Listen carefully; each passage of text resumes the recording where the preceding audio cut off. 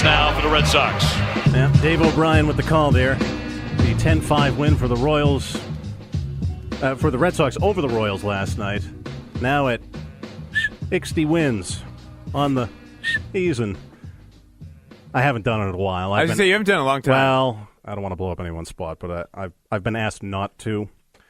It's ridiculous. But, yeah, the Dave O'Brien tea kettle whistle, 60 wins, something you can't unhear once you hear it. It's an earworm. That's how I've referenced it before. You got David Pry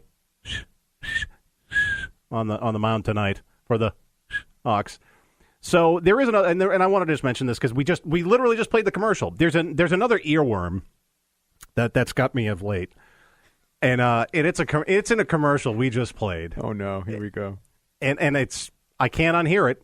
Joe, Chris, I pointed it out to you earlier today. I pointed it out to Sean Silver and Kristen Sermon, the producer, earlier today, who was on with Johnston and Flynn, and now they tweet at me like you can't unhear this thing.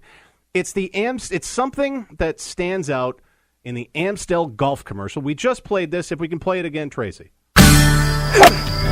Purchase 2 Amstel Light 12-packs now through July 31st and receive a free round to your next golf adventure at premier courses like the Newton Commonwealth Golf Course, Quail Ridge Country Club in Acton, or the Shattuck Golf Club in Jaffrey, New Hampshire.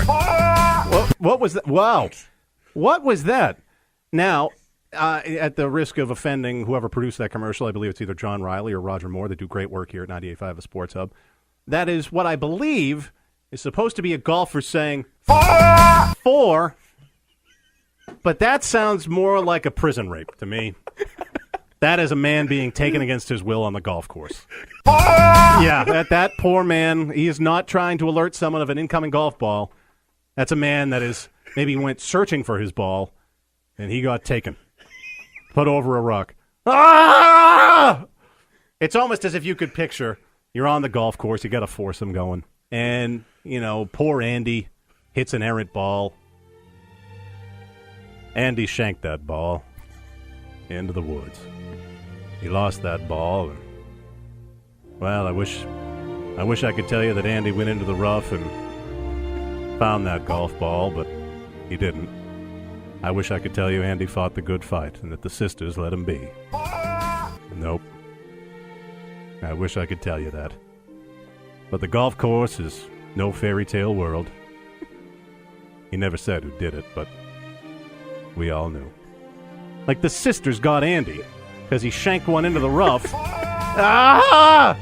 He goes trying to search for the golf ball, doesn't find the ball. Instead, he finds Boggs and the rest of the sisters who take him against his will. Can't unhear it. Poor Andy couldn't find that golf ball. Instead, he fell to the sisters. It was a Titleist one, but what he got instead was a painful reminder of how bad the world can be. You can't unhear it. Oh, you really can't unhear it. Like the Dave O'Brien tea kettle whistle. You hear that Amstel commercial. We play it time and again here. Andy tried to lower his golf score, and it was one errant shot into the woods. Lost that ball.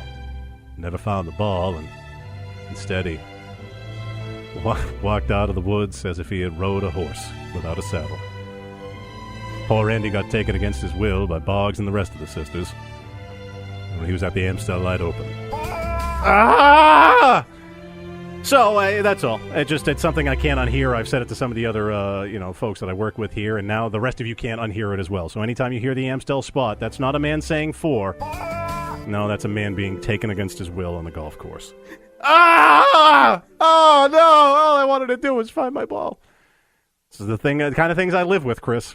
I laugh to myself in my car when I hear certain things. I can only like imagine when you came up with this. Yeah, no, there is a Shawshank vibe to that commercial. Poor Andy. Definitely is. Poor Andy was just trying to find his ball. And instead, he found something far worse. Hey, Frank the Tank with a Bruins thought. You're next up here on Gasper and Murray.